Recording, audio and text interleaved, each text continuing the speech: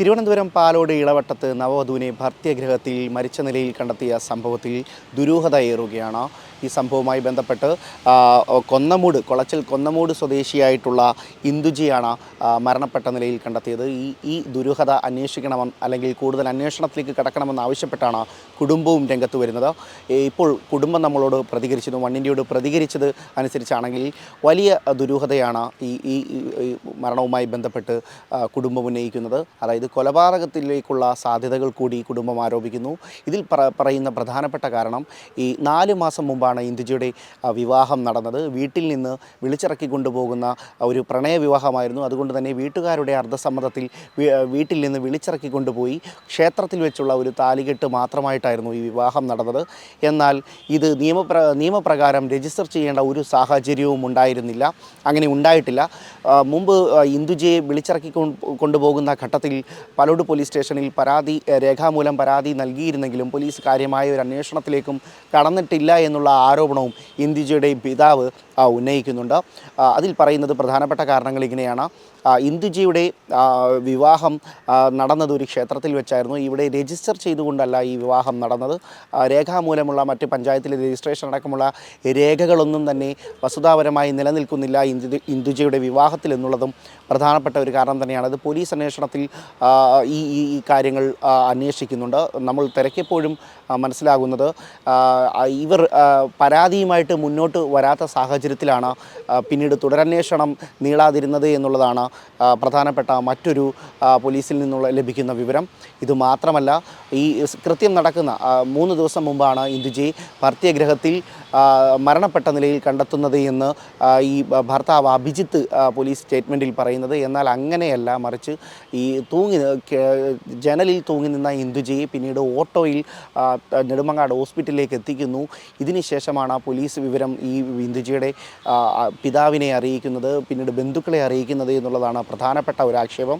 ഈ പോലീസ് കൂടുതൽ ചോദ്യം ചെയ്യുമ്പോൾ ഈ ഭർത്താവ് അഭിജിത്തിനെ ചോദ്യം ചെയ്യുമ്പോൾ ഈ അജാസ് എന്ന് പറയപ്പെടുന്ന വ്യക്തി സുഹൃത്ത് ഇന്ദുജിയെ മർദ്ദിച്ചു എന്നുള്ള കാര്യം കൂടി പോലീസിന് ലഭിക്കുന്നു. ശരീരത്ത് മർദ്ദന പാടുകളുണ്ടായിരുന്നു. ഇതും പോലീസിൻ്റെ അന്വേഷണ പരിധിയിലാണ്. പോസ്റ്റ്മോർട്ടം റിപ്പോർട്ട് ഇപ്പോൾ RDO അടക്കമുള്ള ഉദ്യോഗസ്ഥരെത്തി പരിശോധനയിൽ ശരീരത്താകെ മുറിപ്പാടും അതുപോലെ തന്നെ മർദ്ദനമേറ്റ പാടുകളും കണ്ടെത്തിയിരുന്നു. ഈ ഒരു വിഷയവും അന്വേഷണ ഉദ്യോഗസ്ഥൻ്റെ പാലോട് DYSPയുടെ അന്വേഷണ പരിധിയിൽ നിൽക്കുന്നു എന്നുള്ളതാണ് ഈ ഒരു ഘട്ടത്തിൽ നമുക്ക് അറിയാൻ കഴിയുന്നത്. എന്തായാലും ഇന്ദുജിയുടെ മരണം അസ്വാഭാവിക മരണമെന്ന രീതിയിലേക്ക് പോലീസ് അന്വേഷണം മുന്നോട്ട് കൊണ്ടുപോകുമ്പോൾ അജാസിനെയും ഒപ്പമുണ്ടായിരുന്ന ഭർത്താവ് അഭിജിത്തിനെയും കഴിഞ്ഞ ദിവസമാണ് പോലീസ് കസ്റ്റഡിയിലെടുത്ത് റിമാൻഡ് ചെയ്യുന്നത്. എന്തായാലും കസ്റ്റഡിയിൽ വാങ്ങി വരും ദിവസങ്ങളിൽ തുടരന്വേഷണം ഉണ്ടാകും, ഈ തെളിവെടുപ്പുണ്ടാകും, കൂടുതൽ ചോദ്യം ചെയ്യലിലേക്ക് കടക്കുമെന്നുള്ളതും തീർച്ചയാണ്.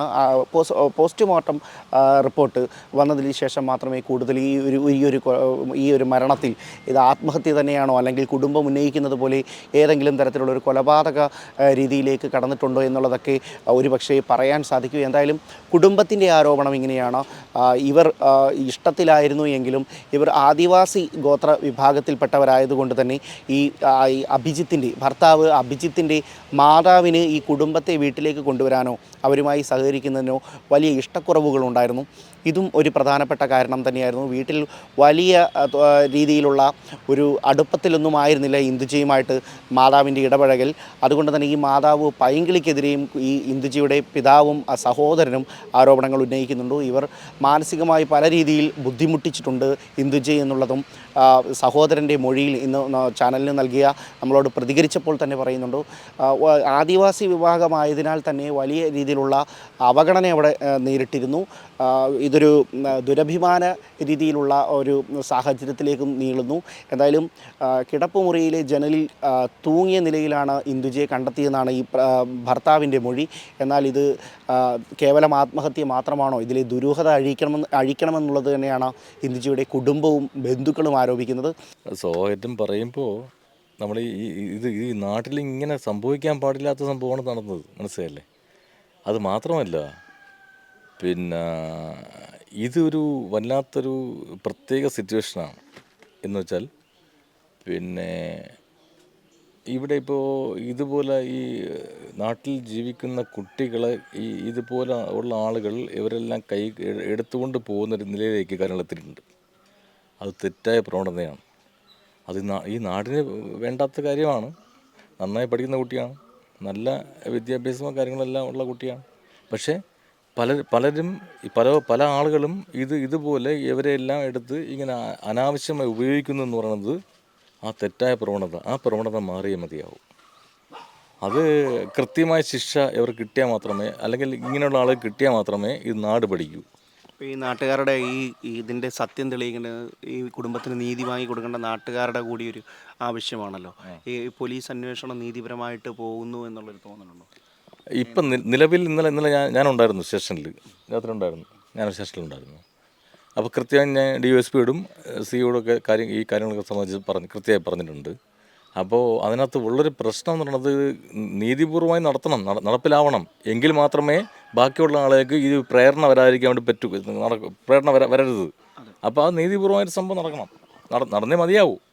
ഇതിനകത്തൊരു കൂട്ടുപ്രതി കൂടി ഉണ്ടെന്ന് സംശയിക്കപ്പെടുന്നു. രണ്ടുപേരെ സംബന്ധിച്ചാണ് ഇപ്പം ഇന്നലെ CA ദേവേന്ദ്രൻ പറഞ്ഞത്. 2 പേരുണ്ട് എന്നാണ് പറയുന്നത്. അപ്പോൾ അക്കാര്യത്തിൽ ഒരു കൃത്യത ഉണ്ടായാൽ മതിയാവും. അത് ഉണ്ടായാൽ മാത്രമേ ഇനി നാട്ടിൽ ഇനി ഇങ്ങനത്തെ സംഭവം ഉണ്ടാവാൻ പാടില്ല എന്ന അഭിപ്രായമാണ് ഞാൻ പറഞ്ഞത്. അല്ല നമുക്കിപ്പോൾ പിന്നെ അവരെ കൊണ്ട് ചെയ്യിപ്പിക്കാൻ പറ്റില്ല. പക്ഷെ നമ്മൾ പറയാൻ പറ്റുന്ന നമ്മൾ പറഞ്ഞു. ഇന്നലെയും പറഞ്ഞു, ഇന്ന് രാവിലെയും പറഞ്ഞു.